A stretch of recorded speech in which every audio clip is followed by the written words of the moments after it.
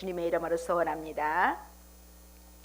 오늘은 마태복음 2장 1절에서 12절 말씀을 가지고 동방박사들처럼 성탄을 준비하자, 이런 말씀으로 함께 은혜를 나누고자 합니다. 여러분은 최근에 별을 본 적 있습니까? 제이, 별 본 적 있어요? 밤하늘에 별 본 적 있어요? 네. 예전에 과학 시간에 별자리 이름도 많이 외웠는데, 그쵸? 어떤 별자리 있죠? 북극성, 북두칠성, 오리온, 카시오페아, 이런 별들이 있죠. 요즘은 별보다 불빛이 너무 찬란합니다. 그리고 예전보다 공기도 그만큼 좋지 않아서 별 보기가 쉽지 않습니다. 도심지에서는. 시골에 가면 그래도 별을 볼 수가 있지만 도심지에는 그렇게 쉽지는 않습니다. 또 다른 이유로는 현대인들의 삶이 너무 바빠서, 너무 바쁘게 돌아가서 밤하늘에 별을 바라볼 여유가 없습니다. 시간적인 여유와 함께 마음의 여유가 없습니다. 어쩌면 우리는 별 볼 일 없는 시대를 살고 있습니다. 그런데 지금 우리와는 다르게 옛날 사람들은 밤하늘에 관심이 많았습니다. 우리 조선시대까지만 해도 그렇습니다. 특히 팔레스틴 동쪽에 위치한 나라들은 더 별에 대한 연구가 상당히 높은 수준에 이르렀다고 합니다. 그들의 생각은 이 세상이 뭐라고 할까요? 이 세상이 하나의 덩어리로 되어 있다. 그래서 이 하나의 덩어리로 되어 있기 때문에 모든 것이 서로 연결되어 있다고 그렇게 믿었습니다. 그래서 하늘에 특별한 일이 일어나면 땅에도 분명히 특별한 일이 일어난다고 그들은 그렇게 생각을 했습니다. 오늘 본문에는 당시 그렇게 생각하는 사람들이 있습니다. 하나님은 특별한 방법으로 예수님의 나심을 멀리 이방 나라의 사람들이 알 수 있도록 하셨습니다. 그리고 별을 통해 그들을 인도하셨습니다. 이 이방 사람들은 우리가 알고 있는 동방박사라고 그렇게 부르는 사람들입니다. 그들은 특별한 별을 보고 그 별의 의미를 파악하고 특별한 일을 합니다. 왜냐하면 하나님이 그들에게 은혜를 베푸셨습니다. 자, 그래서 이 사람들로 통해서 아기 예수님을 직접 만날 수 있도록 해주셨습니다. 이 동방박사들은 오늘날로 말하면 천문학자, 점성가의 역할을 하는 사람들이었습니다. 그들은 하늘에서 일어나는 특이한 현상들을 바라보고 또 그와 같은 이 땅에서도 똑같은 사건을 의미한다는 것을 알고 그들은 연구에 몰두하는 사람들이었습니다. 이 동방박사들은 지위가 낮은 사람들이 아닙니다. 그들은 높은 지위에 있고 아마 경제적으로도 부유한 사람들입니다.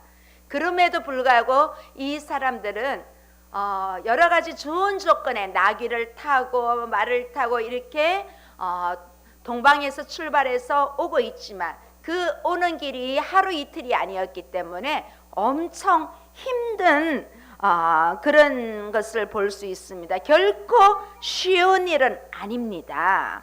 그럼에도 이들은 멀리 이스라엘까지 와서 유대인의 왕으로 나신 분을 찾습니다. 그리고 그분께 경배합니다. 내일은 2023년 성탄절입니다. 오늘 우리가 동방박사들을 통해서 성탄을 준비하는 우리가 저들을 통해서 어떻게 배울 수 있는지, 그리고 예수님에 대해서 우리가 기억해야 할 것은 무엇인지 다시 한번 생각해 보도록 하겠습니다. 오늘 이 본문 말씀은 사복음서에는 기록되어 있지 않고 오직 마태복음에만 기록된 특별한 사건입니다. 마태는 이 이야기를 역사적인 지리적 배경을 언급하는 그러한 것으로부터 시작을 하고 있습니다. 우리 앞서 봤던 1절 다시 한번 보시겠습니다. 시작. 헤롯 왕 때 예수께서 유대 베들레헴에서 나심에 동방으로부터 박사들이 예루살렘에 이르러 말하되, 여기 보면 예수님의 탄생 이야기는 시간, 장소, 인물을 통해 더욱 자세하게 보여주고 있습니다. 장소가 어디입니까? 베들레헴. 베들레헴이 등장합니다. 시간은요? 헤롯 왕 때. 자, 새로 등장하는 인물이 있습니다. 동방에서 온 박사들이 있습니다. 이 베들레헴은 무엇보다 메시아 예언과 함께 신학적인 그러한 의미가 있는 곳입니다. 또 이 헤롯 왕 때라는 역사적인 그러한 정보가 되고 있습니다. 그래서 예수님의 탄생은 역사적인 사실이라는 것을 우리가 여기서 볼 수가 있습니다. 아무리 믿고 싶지 않다 하더라도 역사는 역사이기 때문에 이 예수님의 탄생은 오늘 여기 마태복음 2장 1절에 보면 분명한 역사적인 사실이란 것을 오늘 우리에게 나타내고 있습니다. 여기 나오는 헤롯 왕은 좀 다른 헤롯과 이름을 구분하기 위해서 헤롯 대왕이라고 이렇게 부르는 헤롯입니다. 이 헤롯은 유대인이 아닙니다. 유대인이 아니고 에서의 후손인 이두메 사람입니다. 이 이두메는 구약에서 에돔이라고 말하는 지역입니다. 오늘 여기 나오는 이 헤롯은 정말 정치적인 수완이 아주 뛰어난 사람입니다. 로마군의 도움을 받아서 이 반대 세력을 다 쫓아냈습니다. 그리고 왕이 되었습니다. 이스라엘을 다스렸습니다. 이 헤롯 대왕은 권력에 아주 집착했고 자신의 자리를 지키기 위해서는 아주 과정한 그 세금도 부과했습니다. 그리고 각종 건축하는 일에 백성들을 동원했기 때문에 백성들에게 비난을 받았습니다. 또 아내가 몇 명인 줄 압니까? 10명의 아내를 두었습니다. 그래서 자신의 왕위를 지키기 위해서 아들은 물론 아내와 아내의 어머니까지 죽이는 잔인한 그런 사람입니다. 예수님은 이렇게 포악한 헤롯이 왕으로 있을 때 베들레헴에서 탄생하셨습니다. 이 개역개성에는 생략되었지만 마태는 동방으로부터 앞에 보라라는 말을 하면서 동방박사의 등장을 알려줍니다. 이러한 역사적인 배경과 지리적인 배경 속에서 헤롯 왕 때 예수님께서 베들레헴에 탄생하셨습니다. 예수님이 어떤 분인지 이 동방 박사들을 통해서 오늘 등장하고 있습니다. 박사들이 어디에서 왔는지 동방이란 말만 있습니다. 어느 나라 사람인지에 대해서는 정확하게 꼬집어서 말하기는 어렵지만 이 페르시아, 바벨론, 아라비아 지역으로 보는 것이 일반적인 견해입니다. 이들은 천문학과 점성술에 대해 박식한 지식을 가지고 있으면서 높은 지위에 있습니다. 박사, 그대로 박사입니다. 우리나라에도 박사 그러면 아주 높은 자리잖아요. 이 박사라는 그 자체가 아주 높은 지위에 있다는 것을 추측해 봅니다. 이 박사라는 단어는 우리나라에서도 박사하면 좋아합니다. 너도 나도 공부하면 이제 박사학위까지 가려고 하는 사람들도 있습니다. 공부를 좋아하는 사람들은.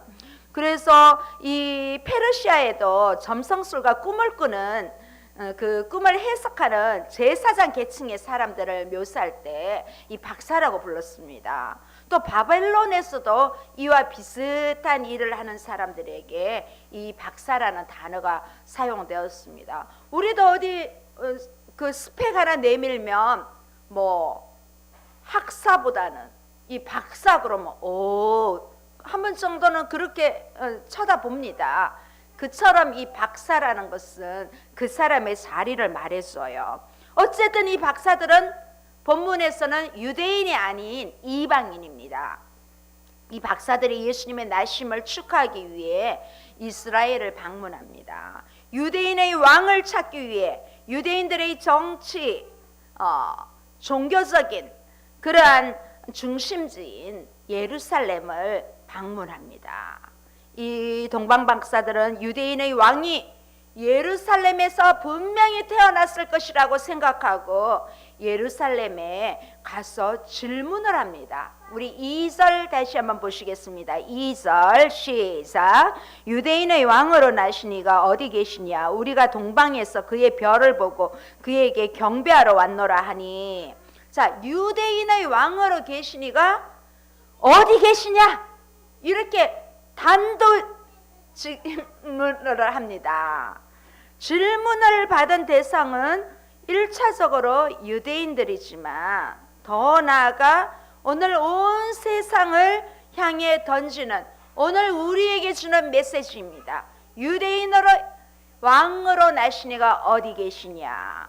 이 질문은 유대인의 왕이 지금도 살아서 통치하고 있는 심장부 예루살렘에서 진정한 유대인의 왕을 찾는 질문입니다. 오늘 나에게 왕으로 나신 이가 어디 계시냐?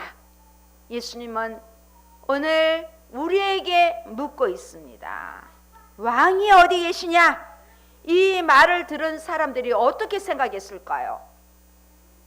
게다가 헤롯이 어떻게 생각했을까 궁금하지 않습니까?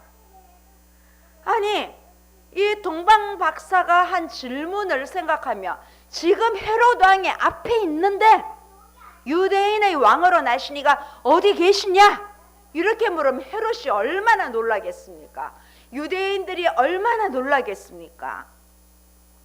헤롯의 입장에서 볼 때 내가 왕인데 누가 왕을 찾느냐? 이렇게 정말 어처구니 없는 그러한 생각을 할 것입니다. 그리고 이 동방 박사들이 왜 여기까지 왔는지 설명이 이어집니다. 그들은 한 별, 북극성처럼 반짝반짝하는 별이라 연상됩니다. 특별히 그 한 별을 보고 추적해 왔습니다. 그 별을 유대인의 왕을 가리키는 징조로 이해한 것은 그들이 점성술을 하기 때문입니다. 이 점성술에 의해서 저 별이 분명히 유대인의 왕일 것이다. 저 별을 추적해서 그들은 찾아왔습니다. 그래서 그들은 그 온 우주의 왕이신 그 왕을 경배하기 위해서 먼 동방에서 지금 이스라엘 한 중심인 예루살렘으로 오고 왔다는 것입니다. 그들이 어떻게 할까요? 이제 헤롯과 동방 박사가 대면을 합니다. 우리 3절 4절 한번 보시겠습니다. 시작. 헤롯 왕과 온 예루살렘이 듣고 소동한지라. 왕이 모든 대제사장과 백성의 서기관들을 모아 그리스도가 어디서 나겠느냐 물으니. 이제 이 동방에서 온 박사들이 유대인의 왕으로 나신 이가 어디 계시냐 이렇게 질문을 하니까 헤롯 왕과 온 예루살렘이 듣고 소동을 합니다.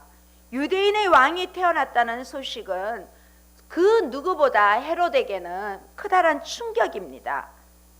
자, 아무리 점성술가라 해도 그 방랑개처럼 이렇게 어느 날 갑자기 예루살렘에 나타난 그들을 보고 한편으로는 이 왕과 유대인들이 너무 과민하게 반응하지 않느냐 그렇게 생각할 수도 있지만 그 말이 그만큼 예루살렘 민중들에게는 커다란 파장을 일으켰다는 것을 반증하고 있습니다. 왕이 어디 계시냐?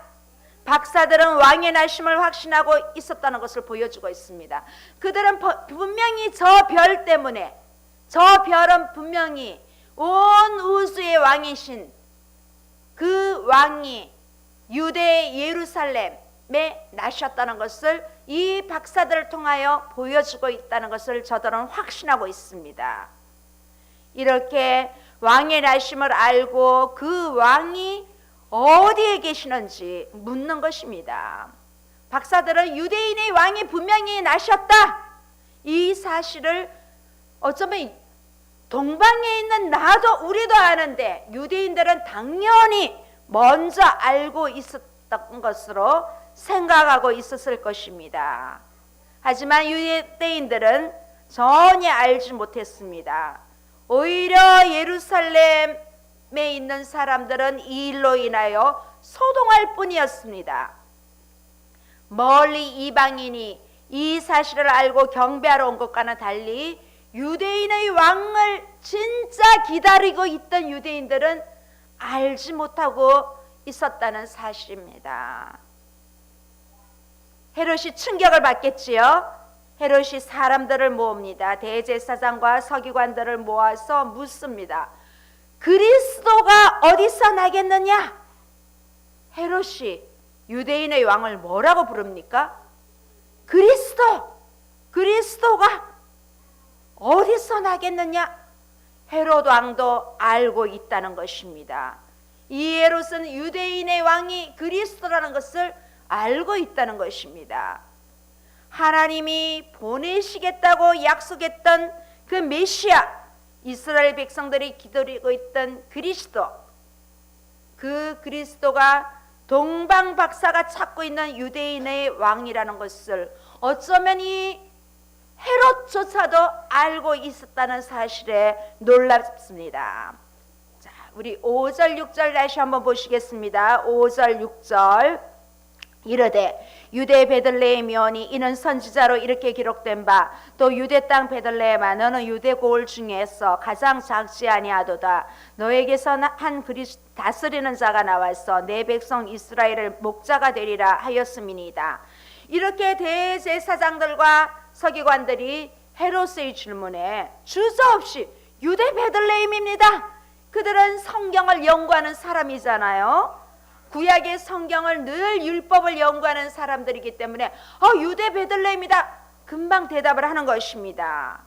그 근거는 구약 선지자 미가의 예언에서 나오고 있습니다. 그 말씀이 바로 인용되고 있습니다. 오실 메시아가 베들레헴에서 태어날 것이라는 예언은 나라를 잃고 이렇게 피지배국의 역사를 거듭하면서 아주 오랫동안 그들은 메시아를 기다리고 있었습니다. 그래서 구약의 선지자 미가는 베들레헴으로부터 메시아가 오실 것이라는 그 지역을 예언하였습니다. 이 마태복음을 기록한 마태는 종교 지도자들의 입을 빌려서 미가 선지자의 예언을 소개합니다. 이 마태가 기록한 부분은 미가 선지자가 말한 그 간접 인용, 미가서 5장 2절에 있습니다. 이 말씀은 인용하고 있습니다. 헤롯은 대제사장들과 서기관들로부터 그리스도가 베들레헴에 태어난다는 것을 알아냅니다. 그런데 이 사실을 이제 알고 난 헤롯이 어떻게 합니까?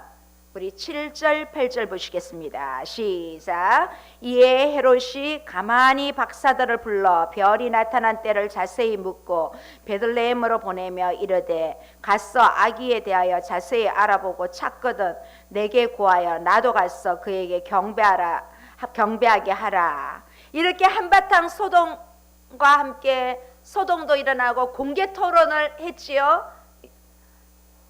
이제는 헤롯이 가만히 박사들을 부릅니다. 이 가만히라는 부사가 여러분 우리가 마태복음을 전에 할 때 보았습니다. 이 바로 앞에 어디서 봤는지 아십니까? 요셉이 정혼한 마리아가 임신한 줄 알고 가만히 끊고자 했습니다. 자, 왜냐하면 이 끄는 이유가 있지요. 이 마태복음에는 가만이란 말이 요셉이 한 말과 또 여기에 이 헤롯의 행동에 나타나고 있습니다. 그런데 두 사람이 한 것은 완전히 다릅니다. 요셉은 마리아와 아기 예수님을 살리기 위해서 가만히 끊고자 했고, 그런데 여기 헤롯은 그렇지 않습니다. 아기의 생명을 빼앗고자 가만히 행동합니다. 두 사람이 가만히 했던 일을 보면 정반대 일을 합니다. 한 분은 살리려고 하고 한 사람은 죽이려고 한다는 사실이 정말 놀랍지 않습니까? 이제 헤롯이 구체적인 상황을 파악하기 위해서 이 별이 나타난 때를 자세히 묻습니다. 그리고 베들레헴으로 사람들을 보냅니다. 유대인의 왕이 태어난 자리가 유대인의 현재 왕인 입을 통해서 알게 되었다는 사실이 놀랍습니다. 하지만 이렇게 말한 것은 헤롯의 미끼에 불과합니다. 헤롯은 정치적인 술수가 고단수인 사람이라고 말씀드렸습니다. 자기의 정치에 방해가 된다면 모두 죽입니다. 우리 건너편에 있는 그분 같지요? 그분도 정치에 방해가 되는 사람은 다 숙청해버리잖아요. 똑같습니다. 이 헤롯 왕하고 지금 우리가 열심히 기도하고 있는 그분하고 똑같습니다. 참 그렇죠. 헤롯 왕은 이 사람들을 돕는 척하지만 메시아를 죽이기 위한 관계입니다. 나도 가서 그에게 경배하게 하라 이렇게 말합니다. 헤롯이 말한 말이 진짜 의도를 감추기 위해서 헤롯은 보이는 거짓말을 하고 있습니다. 헤롯은 이 일을 비밀리에 진행하며 그럴듯한 포장으로 자신의 욕심과 악한 의도를 숨기고 있습니다. 그런데 이 동방박사들은 헤롯의 말이 진심인 줄 알고 믿고 이제 말해준 베들레헴으로 떠납니다. 자, 그쵸? 두 사람들의 반응이 영 다르지요. 이제 박사들이 아기 예수님을 방문하게 됩니다. 우리 9절 10절 보시겠습니다. 시작. 박사들이 왕의 말을 듣고 갈새 동방에서 보던 그 별이 문득 앞서 인도하여 가다가 아기 있는 곳 위에 머물러 서 있는지라. 그들이 별을 보고 매우 크게 기뻐하더라. 마침 그때 이 동방 박사들 앞에 전에 동방에서 출발하기 전에 동방에서 봤던 그 별이 나타나 그들을 인도합니다. 오늘 여기 9절 말씀 앞에도 개역개정 성경에는 생략되었지만 원래는 보라 이 말이 기록되어서 별의 등장을 강조하고 있습니다. 별이 어떤 모양인지는 잘 모릅니다. 북극성처럼 반짝이는 별인지 어떤 별인지는 알 수 없지만 하나님은 박사들을 통해서 이 박사들을 인도하기 위해서 특별한 방법으로 보여주고 있습니다.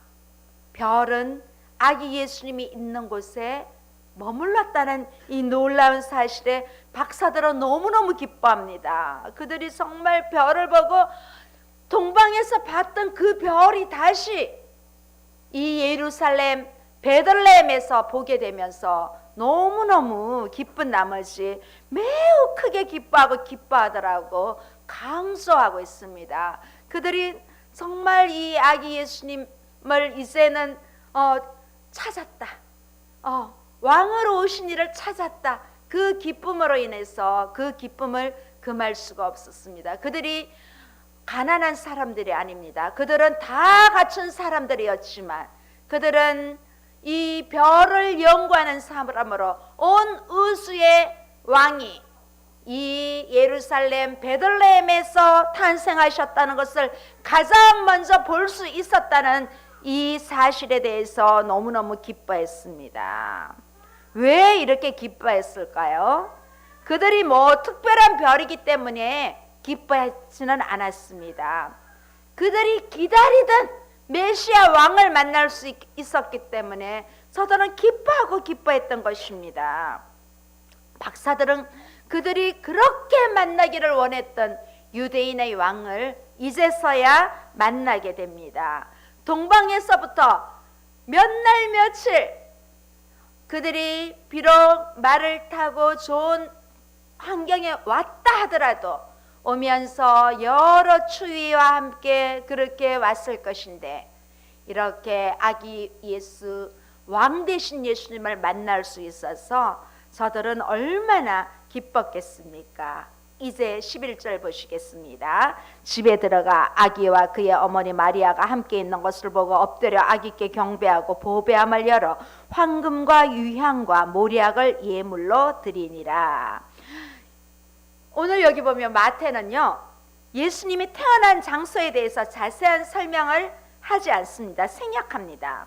오직 베들레헴이라는 구약에서 예언한 메시아가 오실 곳이라고 예언한 이 베들레헴을 더 이렇게 돋보이게 하기 위해서 다른 말을 하지 않습니다. 그리고 그 집이 어떤 집인지, 누구의 집인지 말하지 않습니다. 그것이 중요하지 않습니다. 왕이 오셨다는 것, 아기 예수님이 오셨다는 것이 중요한 것입니다. 지금 기쁨에는 충만한 박사들의 시선이 오직 아기 예수님께 있듯이 우리의 시선을 오늘 왕 되신 예수님께 우리의 시선이 모아지기를 바랍니다. 그때 동방 박사들이 집 안으로 들어갑니다. 독특한 점은 우리 여기 보면 예수님이 지금 계시는 곳이 집이라고 기록되어 있습니다. 예수님이 여관이 없어가지고 머물 곳이 없어서 마구간에서 탄생하셨잖아요. 누가복음에는 보면 분명히 예수님이 머물 여관이 없어서 이렇게 구유에 말이 밥 먹는 곳, 구유에 누우셨다고 그렇게 기록되어 있습니다. 그런데 마태는 여기서 아기 예수님이 집에 머물러 있다고 기록했습니다. 여기서 우리가 한번 생각해 볼 수 있는 것은 동방 박사들이 예수님을 방문한 시기는 이 로마 황제 가이사 아구스토가 호석을 명한 후에 인구 조사가 끝난 후에 어느 정도 시간이 지나고 나서 요셉이 거처를 이제 마련한 다음에 있었던 일로 볼 수 있습니다. 그래서 오늘 이 사건은 누가복음에 나오는 이 목자들이 아기 예수님을 찾아온 사건과 비교했을 때 이 가장 먼저 예수님의 탄생을 본 사람은 이 동방 박사들이 아니라 들의 양떼를 지키던 목자들로 볼 수 있습니다. 이제 박사들은 집에서 아기와 그의 어머니 마리아가 함께 있는 것을 봅니다. 그리고 아기 예수님께 세 가지 먼저 경배하고 세 가지 예물을 드립니다. 이 동방 박사는 예수님께 황금과 유향과 모략을 예물로 드립니다.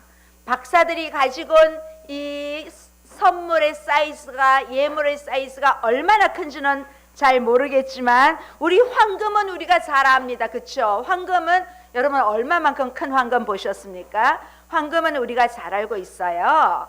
또 유향은 나무에서 추출한 향기 나는 송진입니다.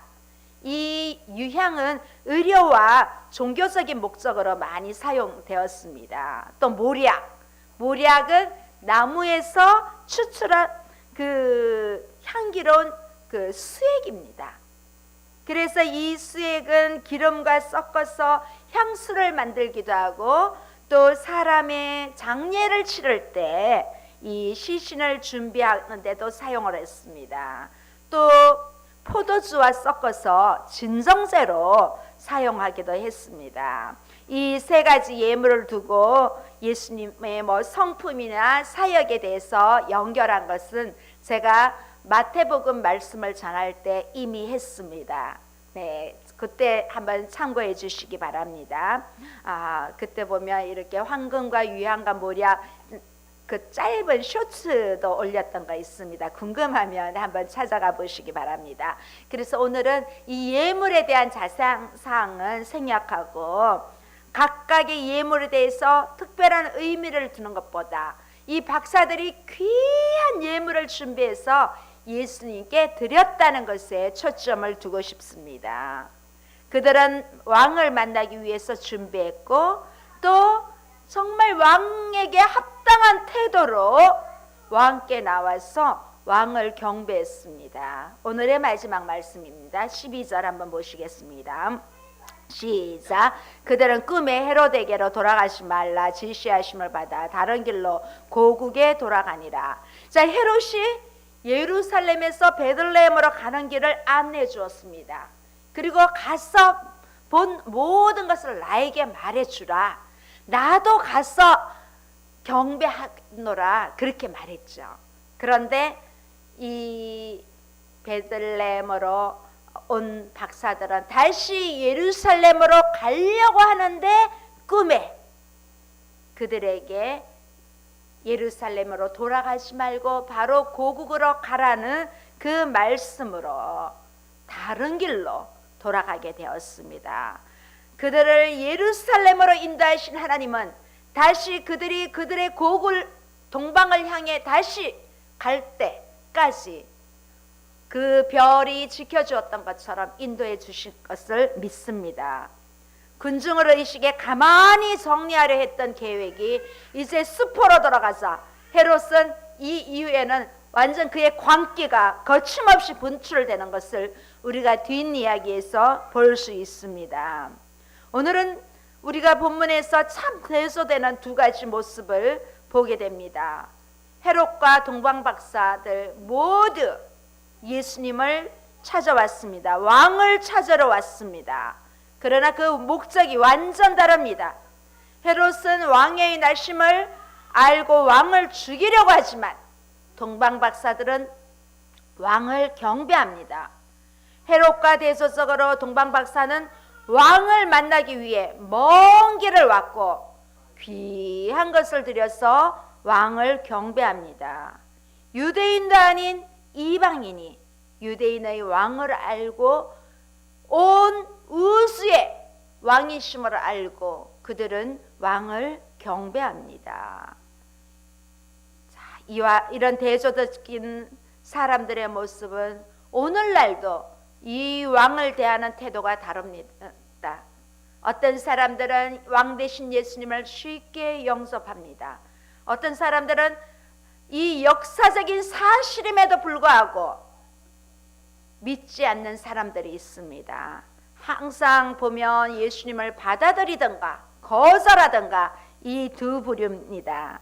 하나님은 지금도 사람을 통해서 하나님이 일을 하십니다. 하나님께서 동방박사들을 통해서 왕의 날심을 알려주신 것처럼 이 시대에도 하나님은 사람을 통해서 하나님의 일을 하시게 합니다. 우리는 동방박사들처럼 하나님 앞에 쓰임받는 축복의 사람들이 다 되시기를 바랍니다. 내일은 성탄절입니다. 성탄절은 우리로 하여금 예수님이 정말 누구신지 또 동시에 내가 누구인지 생각하게 합니다. 동방박사의 질문을 다시 한번 생각해 봅시다. 왕이 어디 계시냐? 여러분의 왕은 어디 계십니까? 여러분의 왕은 누구십니까? 잘 한번 생각해 보십시오. 예수님이 온 인류의 왕으로 오셨습니다. 자, 우리의 삶에서 나는 온 인류의 왕으로 오신 그 예수님이 내 안에 왕좌를 차지하고 있는지 오늘 돌아보기를 바랍니다. 우리 삶에 때로는 나의 가장 중심 왕좌의 자리에서 예수님이 계실 때도 있지만 그렇지 못할 때도 있을 것입니다. 나를 한번 점검해 보십시오. 만약에 내 안에 예수님이 왕의 자리로 계시지 않는다면 내 안에도 헤롯 같은 모습이 있다는 것을 기억하시기 바랍니다. 돌이키시기 바랍니다. 내가 계속 왕으로 살고 싶은 마음이 우리 마음에 있다면 내 안에도 헤롯 같은 마음이 분명히 있습니다. 그 마음이 내 안에서 움직일 수 있도록 우리는 육신의 한계를 느끼며 또 내 자신의 한계를 느끼며 왕 대신 예수님이 내 안에 좌정할 수 있도록 늘 말씀과 기도의 훈련이 필요합니다. 그렇지 않으면 나의 연약함으로 인하여 내 안에는 왕 대신 예수님이 늘 상주하지 못합니다. 그러면 우리는 진정한 왕을 만날 사람이 아니라는 것입니다. 우리는 예수님을 만나고 예수님을 높이는 일에 마음을 써야 합니다. 예수님을 만나는 일을 가장 우선순위로 두시기를 바랍니다. 그럴 때 우리는 위로부터 주시는 그 힘을, 새 힘을 얻을 수 있습니다. 내일은 또 11시에 우리 성탄절 예배로, 축하 예배로 드리겠습니다. 동방박사들처럼 성탄을 맞이하는 우리 모두가 되기를 주님의 이름으로 축원합니다. 함께 기도하시겠습니다. 살아계신 하나님 아버지 감사합니다. 멀리 이방인인 동방박사들은 그 멀리에서 예루살렘을 향해서 왔습니다. 그들이 또 베들레헴으로 가서 아기 예수님을 만났을 때 그들은 아기 예수님께 경배하고 예물을 드렸습니다.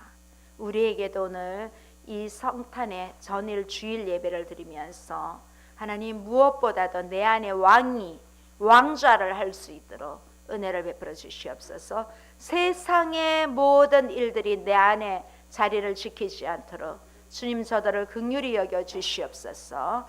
우리에게 은혜 주심을 감사합니다. 우리 주 예수 그리스도의 이름으로 기도드립니다. 아멘.